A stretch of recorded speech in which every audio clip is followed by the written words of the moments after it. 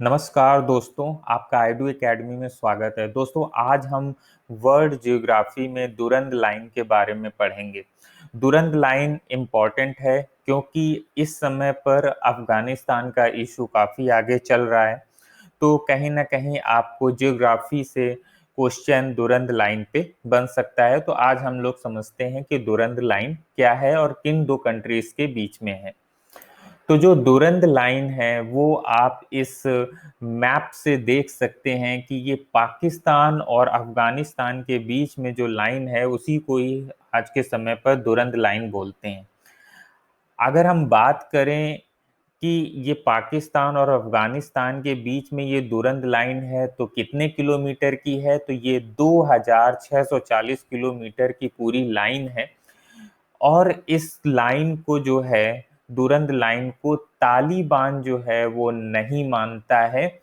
ये भी आपको याद रखना है। तो अगर हाल ही का जो सिनारियो देखा जाए तो तालिबान जो है वो अफगानिस्तान में अपनी गवर्नमेंट बना चुका है। तो कहीं ना कहीं अब ये जो लाइन है ये तालिबान और पाकिस्तान के बीच में कोई मुद्दा हो सकता है। अगर 19th सेंचुरी की बात करें तो उस समय पर जो अफगानिस्तान के ऊपर की जो कंट्रीज हैं जिसमें कि तुर्कमेनिस्तान, उज्बेकिस्तान और तजाकिस्तान, ये जो कंट्रीज हैं ये पहले रसिया के अंतर्गत आती थी। तो ये पूरा एरिया जो है, जो ईस्ट का एरिया है, ये रसियन कहा जाता था। यहाँ पर ये रसिया का एरिया था क्योंकि ये जब रसिया टूटा है तो उसके बाद ये छोटी छोटी कंट्रीज बनी है। नहीं तो पहले ये, अगर 19th सेंचुरीज की बात की जाए तो ये रसिया हुआ करता था। और जहां पाकिस्तान है तो 19th की सेंचुरी में तो पाकिस्तान था नहीं।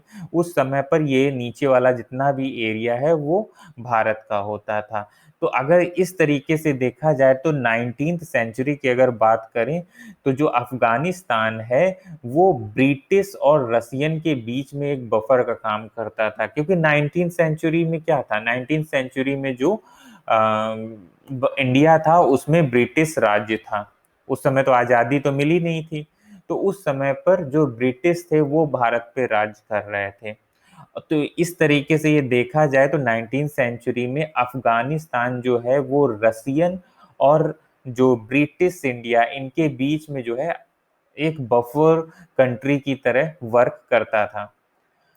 अगर हम इसको और आगे समझने की कोशिश करें तो ये दुरंद लाइन जो है ये हेनरी दुरंद और अमीर अब्दुल रहमान, इनके बीच में जो है एक एग्रीमेंट हुआ था। और इस एग्रीमेंट के तहत ही जो है दुरंद लाइन बनाई गई थी। तो ये अफगान के अगर नवंबर 12 नवंबर 1893 की बात करें, 1893 की बात करें, तो उस समय पर अफगान के जो रूलर थे उनका नाम था आमिर अब्दुल रहमान। ठीक है। और इनके इसके साथ साथ जो ब्रिटिश सिविल सर्वेंट थे हेनरी दुरंग, इनके दोनों के बीच में जो है वो एक एग्रीमेंट हुआ था। तो ये जो ऊपर वाली पिक है ये हेनरी दुरंग है और जो ये नीचे वाली पिक है ये अमीर अब्दुल रहमान है, जो कि उस समय पर अफगान के रूलर हुआ करते थे। तो कहीं ना कहीं आप ये चीज देखेंगे कि इन दोनों के बीच में एक सहमति बनी, एक एग्रीमेंट बना और उसके बाद जो है वो दुरंद लाइन खींची गई। लेकिन कहीं ना कहीं ये भी एक, कह सकते हैं कि पॉलिटिक्स का विषय बन गया था उस समय पर। इसकी बात हम आगे करेंगे।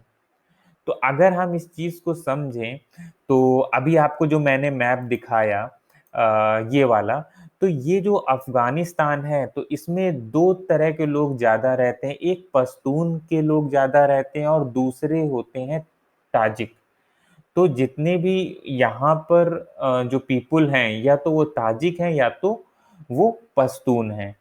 तो जो पश्तून है वही तालिबानी है। ठीक है। तो इसको थोड़ा सा ध्यान रखिएगा। हालांकि ताजिक भी उसमें कुछ सम्मिलित हैं, मगर पश्तूनियन जो हैं ये जो ट्राइबल हुआ करती थी उस समय पर, यही आज के समय पर जो है तालिबान के नाम से शासन कर रहे हैं अफगानिस्तान में। तो जो पश्तून क्या थे, पश्तून जो थे वो ट्राइबल थे। और वो वहां पर विलेज में रहते थे, इनकी एक फैमिलीज हुआ करती थी। तो इस तरीके से वो लोग वहां पर अफगानिस्तान में रहा करते थे। मगर कहीं ना कहीं दुरंद लाइन बनाकर जो पश्तून हैं, उनको कहीं ना कहीं डिवाइड एंड रूल पॉलिसी जो है ब्रिटिश सरकार के द्वारा लगाई गई। और ये जो दुरंद लाइन बनाना था, ये तो कहीं ना कहीं जो है वो डिवाइड एंड रूल का ही कॉन्सेप्ट वहां पर भी हुआ था। इसीलिए जो पश्तून ट्राइबल हैं वो दुरंद लाइन को नहीं मानते हैं, और यही पश्तून आज के समय पर आप तालिबान कह सकते हैं। तो इसीलिए ये आशंका है कि जो तालिबान है वो एक्चुअल में जो है दुरंद लाइन को जो है वो नहीं मानते हैं, उसको रिजेक्ट करते हैं। तो ये चीज आप याद रखिएगा। तो जब भी अब तालिबान जो है वो पावर में आया है, तो उसने दुरंद लाइन को हमेशा रिजेक्ट किया है, वो दुरंद लाइन को नहीं मानते हैं। ठीक है। अब इसी बीच में अगर हम बात करें अब अफगानिस्तान तालिबान की, तो हमने पहले ही बताया कि ये पश्तूनियन ट्राइबल्स हुआ करते थे उस समय पर, 19th सेंचुरी के समय पर। लेकिन आज के समय पर ये एक गवर्नमेंट है जो कि अफगान में बन गई है, तो इनको अफगान तालिबान बोलते हैं। और कई बार ऐसा हुआ है कि छोटी मोटी मुठभेड़ भी जो है वो पाकिस्तान और अफगानिस्तान के बॉर्डर पे हुई हैं, केवल इसी लाइन को लेकर।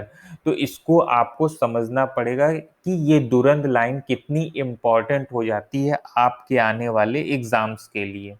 तो इसको आप याद रखिएगा, क्योंकि पाकिस्तान ने भी जो लगभग 500 मिलियन डॉलर खर्च किए हैं फेंस करने के लिए, उस लाइन को वहां पर कैमरास लगा रखे हैं, इंफ्रास्ट्रक्चर के लिए फिर इंफ्रास्ट्रक्चर क्रिएट किया हुआ है, इंफ्रारेड डिटेक्टर लगा रखे हैं वहां पर, जिससे कि दुरंद लाइन के आर पार किसी तरीके से मिलिटेंट्स जो हैं वो ना घुस पाए। ठीक है। मगर अब हाल ही में तो आप जानते ही हैं कि तालिबान का सपोर्ट जो है वो पाकिस्तान करता है और करता रहा है। ठीक है। तो ये आप याद रखिएगा। तो ये चीज है अफगान तालिबान को बारे में आपको बताया। जो पश्तून ट्राइबल्स थे वो किस तरीके से बाद में अफगान तालिबान बन गए, ये भी मैंने आपसे डिस्कस किया। और दुरंद लाइन जो है वो किन दो लोगों के बीच जो एग्रीमेंट हुआ था और उसके साथ बनी है, इस चीज को आप लोगों को समझना चाहिए। क्योंकि ये जो क्वेश्चन है दुरंद लाइन का, ये ज्योग्राफी से क्वेश्चन बन सकता है। इसमें और भी क्वेश्चंस बन सकते हैं कि अफगानिस्तान के किस किस कंट्रीज के साथ कौन कौन से बॉर्डर कनेक्ट हो रहे हैं, कौन कौन सी परियोजनाएं हैं जो इंडिया ने वहां पर चलाई, इसके लिए मैं अलग से वीडियो बनाऊंगा। तो दोस्तों, आपको ये वीडियो कैसा लगा दुरंद लाइन से, ये मुझे समझाइएगा, मुझे बताइएगा कमेंट सेक्शन में। और मेरे इस चैनल को आप लोग जरूर लाइक कर दीजिए। अगर आपको अच्छा लगा हो तो आप लाइक कर दीजिए, सब्सक्राइब कर दीजिए और अपने दोस्तों के साथ इसको शेयर कर दीजिए। तो दोस्तों, कैसा लगा तो आप मुझे जरूर कमेंट सेक्शन में बताइएगा। तब तक के लिए अपना ख्याल रखिए। Bye bye, take care.